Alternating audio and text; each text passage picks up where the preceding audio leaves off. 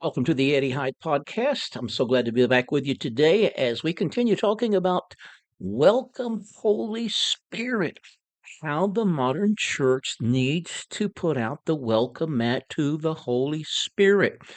Not all of the church, but the majority of the church today is totally committed to man-made liturgies, rituals, programs, etc., that has no room for the dynamic, spontaneous workings of the Holy Spirit. We talk about revival, or we talk about spiritual awakening or a great awakening. A revival is simply when the church puts out the welcome mat and says, "Come, Holy Spirit." If it disrupts our program, if it disrupts our liturgy, so be it. Holy Spirit, come. We want your life. We want your power at work in our midst. That's revival, folks. That's revival. For the early church, the Holy Spirit was the key to its life, to its mission, to its passion, uh, was the Holy Spirit. It wasn't a certain program. It wasn't a certain liturgy or order. No, it was the Holy Spirit. And I want to read a passage today, and we'll comment on this some more. How the modern church needs to put out the welcome mat to the Holy Spirit. So, Acts chapter 13, it says, "Now in the church that was at Antioch," this is be Antioch in Syria, north of Israel, north of Jerusalem.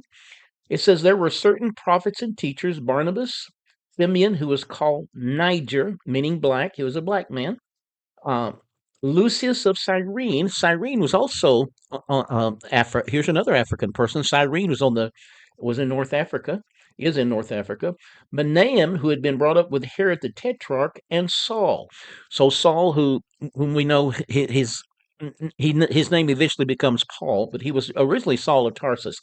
So these people, they were getting together. They're part of the Christian community in Antioch, and they're getting together. What are they doing? It says, as they ministered to the Lord and fasted, the Holy Spirit said, wow.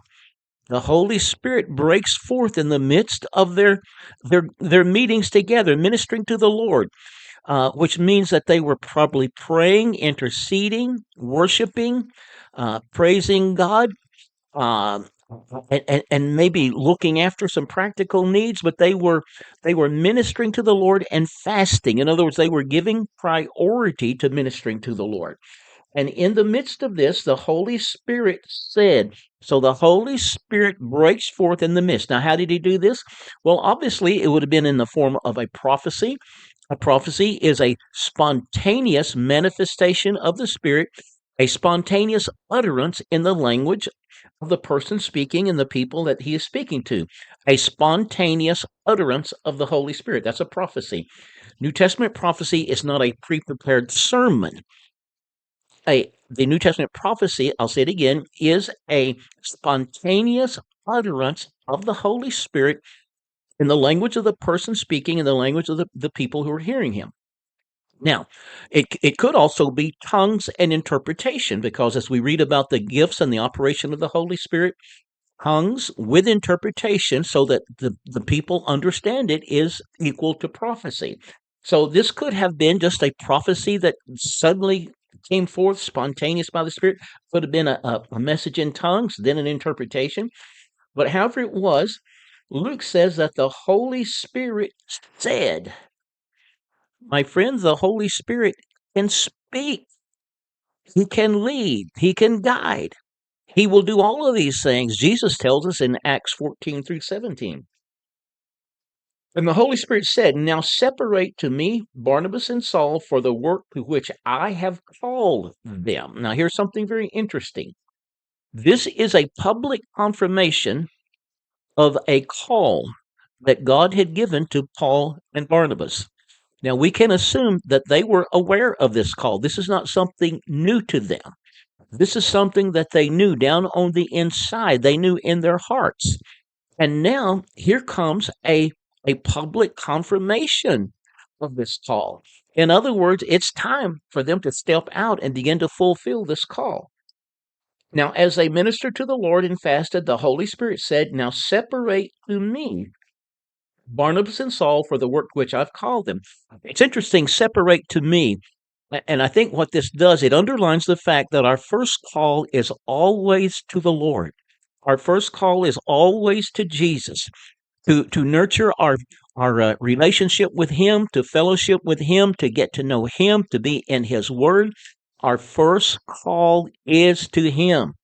So listen to this. As they ministered to the Lord and fasted, the Holy Spirit said, Separate to me Barnabas and Saul for the work to which I have called them.